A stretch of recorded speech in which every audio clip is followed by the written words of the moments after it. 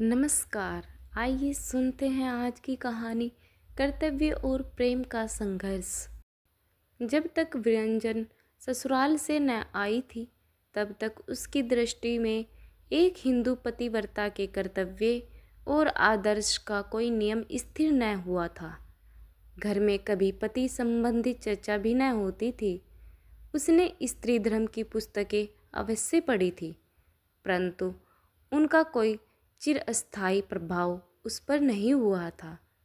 कभी उसे यह ध्यान ही नहीं रहा कि यह घर मेरा नहीं है और मुझे बहुत शीघ्र ही यहाँ से जाना पड़ेगा। परंतु जब वह ससुराल में आई और अपने प्राणनाथ पति को प्रतिक्षण आंखों के सामने देखने लगी तो धीरे धीरे उसमें परिवर्तन होने लगा। हुआ कि मैं कौन हूँ, मेरा क्या कर्तव्य है, मेरा क्या धर्म और क्या उसके निर्वाह की रीति है। अगली बातें सौपनवत जान पड़ने लगी।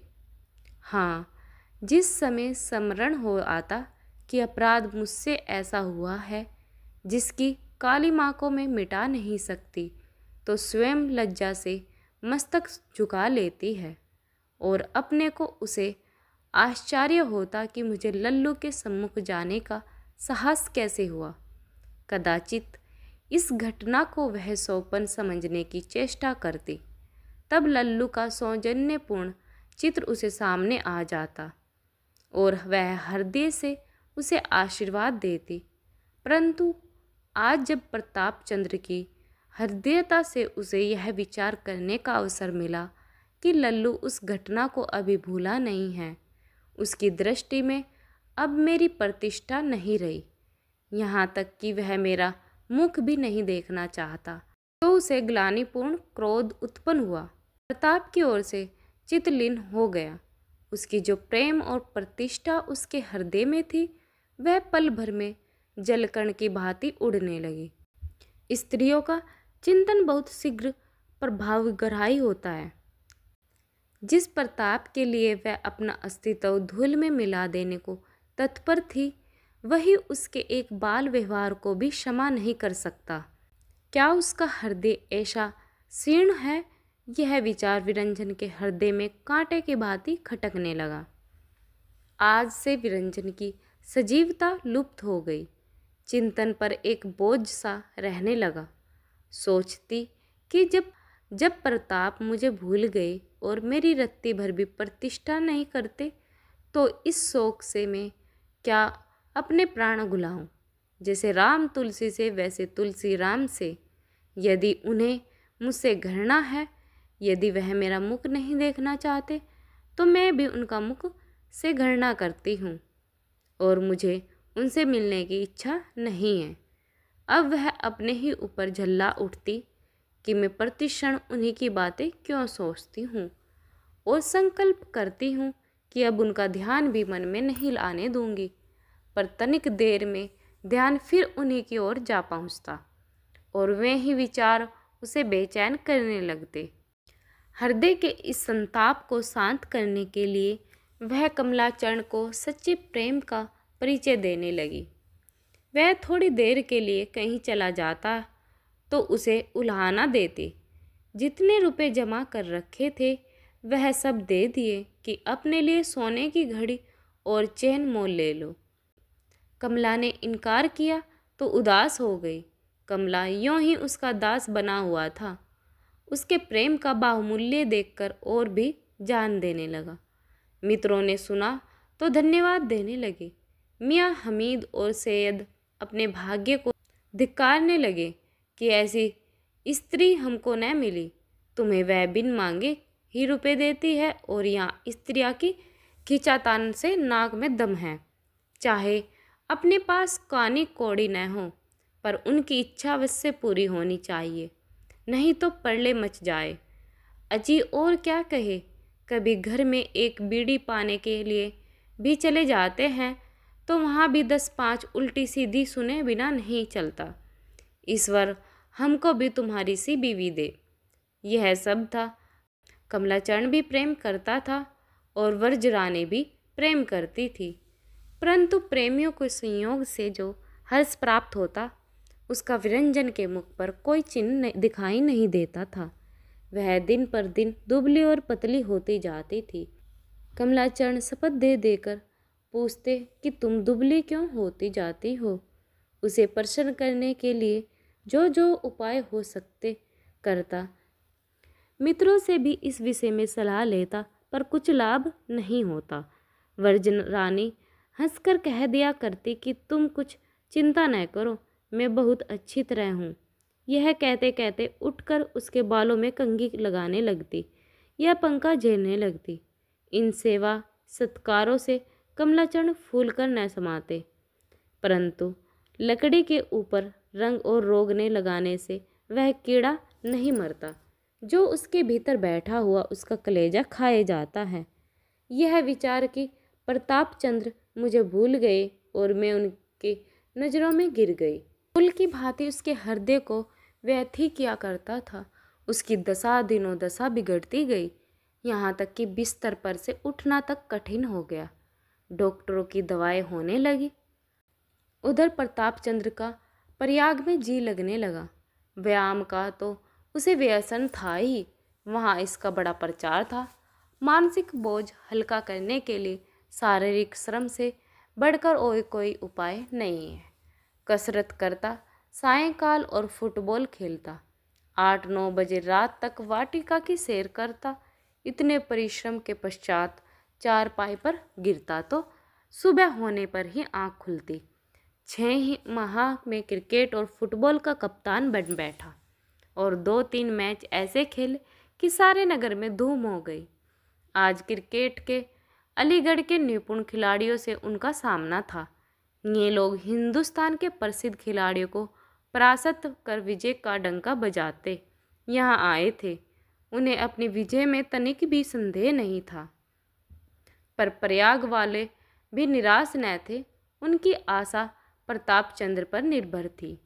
यदि वह आधे घंटे भी जम गया तो रनों के ढेर लगा देगा, और यदि इतनी ही देर तक उसका गेंद चला गया तो फिर उधर का वार न्यारा।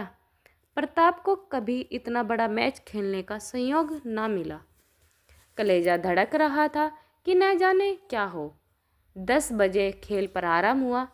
पहले अलीगढ़ वालों के खेलने की बारी आई। 2-2.5 घंटे तक उन्होंने खूब करामात दिखलाई। 1 बजते बजते खेल का पहला भाग समाप्त हुआ। अलीगढ़ ने 400 रन किए। अब प्रयाग वालों की बारी आई। खिलाड़ियों के हाथ पांव फूले। विश्वास हो गया कि हम न जीत सकेंगे। अब खेल का बराबर होना कठिन है। इतने रन कौन करेगा? अकेला प्रताप क्या बन लेगा? पहला खिलाड़ी आया और तीसरे गेंद में विदा हो गया। दूसरा खिलाड़ी आया और कठिनता से 5 गेंद खेल सका। तीसरा आया और पहले ही गेंद में उड़ गया। चौथे ने आकर 2-3 हिट लगाए पर जम न सका। 5वें साहब कॉलेज में एक थे और यहाँ उनकी भी एक न चलती थी। थापी रखते रखते चल दिए। अब प्रताप दृढ़ता से पैर उठाता है, बैट घुमाता मैदान में आया। दोनों पक्ष वालों ने करतल ध्वनि। प्रत्येक मनुष्य की दृष्टि प्रताप चंद्र की ओर लगी हुई थी। सबके हृदय धड़क रहे थे। चतुर्दिक सन्नाटा छाया हुआ। कुछ लोग दूर बैठकर ईश्वर से प्रार्थना कर रहे थे कि प्रताप की विजय हो। देवी देवता स्मरण किए जा रहे थे। पहला गेंद आया, प्रताप ने खेली दिखाई। प्रयाग वालों का साहस घट गया। दूसरा आया, वह भी खा ले गया। प्रयाग का कलेजा नाभि तक आ गया। बहुत से लोग छतरी संभालकर घर की ओर चले। तीसरे गेंद आया। एक पटाखे की ध्वनि हुई और गेंद लू गर्म हवा में गगन भेदन करता हुआ हिट पर खड़े होने वाले खिलाड़ी से 100 गज आगे गिरा। लोगों ने तालियां बजाई। सूखे धान में पानी पड़ा। जाने वाले ठिठक गए। निरसे को आशा बंधी। चौथा गेंद आया और पहले गेंद से 10 गज आगे गिरा। फील्डर चौके हिट पर मदद पहुंचाएगी। 5वां गेंद आया और कट कर गया। इतने में ओवर हुआ। बॉलर बदले। नए बॉलर पूरे बधिक थे, घातक गेंद फेंकते थे, पर उनके पहले ही गेंद में प्रताप के आकाश में भेजकर सूर्य से स्पर्श करा दिया। फिर तो गेंद और उसकी थापी में मैत्री सी हो गई। गेंद आता और थापी से पार्श्व ग्रहण करके कभी पूर्व का मार्ग लेता, कभी पश्चिम का, कभी उत्तर का और कभी दक्षिण का। फील्डरों की सांसें फूल गई। टोपियां वायु में उछल रही थी। किसी ने रुपए लुटा दिए और किसी ने अपनी सोने की जंजीर लुटा दी। विपक्षी सब मन में कुढ़ते, झल्लाते, कभी क्षेत्र का क्रम परिवर्तन करते, कभी बालवार परिवर्तन करते, पर चातुर्य क्रीड़ा और कौशल नर्तक हो रहा था। गेंद की थापी से मित्रता दृढ़ हो गई थी। पूरे 2 घंटे तक प्रताप पटाखे, बम, गोले और हवाइयाँ छोड़तमा रहा था। फील्डर गंद की ओर इस प्रकार से लपकते जैसे बच्चे चंद्रमा की ओर लपकते हैं। रनों की संख्या 300 तक पहुंच गई। विपक्षियों के छक्के छूट गए। हृदय ऐसा भरा हुआ कि एक गेंद भी सीधा था। यहाँ तक कि प्रताप ने 50 रन और किए, और जब उसने अंपायर से तनिक विश्राम करने के लिए अवकाश मांगा, उसे आता देखकर साहसी मनुष्य उसी ओर दौड़े और उसे बारी बारी से गोद में उठाने लगे। चारों ओर भगदड़ मच गई। सैकड़ों छाते, छड़ियाँ, टोपियाँ, जूते उद्रुगामी हो गए। वे भी उमंग में उछल रहे थे। ठीक उसी समय तार घर का चपरासी बाईसाइकिल पर आता था दिखाई दिया। निकट आकर बोला, प्रताप चंद्र किसका नाम है?